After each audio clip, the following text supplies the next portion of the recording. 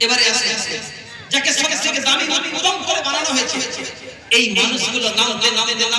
এত নিচে নেমে যায় যে শয়তান কি হতভম্ব হয়ে অবাক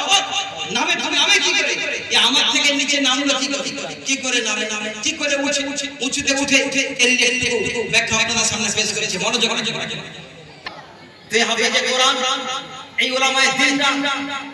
দেখে অবাক হবে এই আল্লাহ আমার আব্বা আমাকে এত সম্মান দিলে কি কারণে দিলে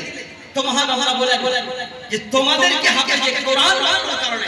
তোমাদের উলামায়ে দ্বীন করার কারণে আমি আল্লাহ খুশি হয়ে তোমার আব্বা আমাকে সম্মান দান করেছি সঙ্গে এই যে আজকে যারা পাগড়ি করে বসে আছে এরাই প্রশ্ন শুনবে আল্লাহ আমার আব্বা আমা তো কোরআন পড়তে জানে না তাদেরকে তুমি এত সম্মান দিলে তোরা বেজরে জালাল বলেন আমি জানি তো যে তোমাদের আব্বা আমা কোরআন পড়তে জানে না শুধু অত্যন্ত পরিশ্রম করে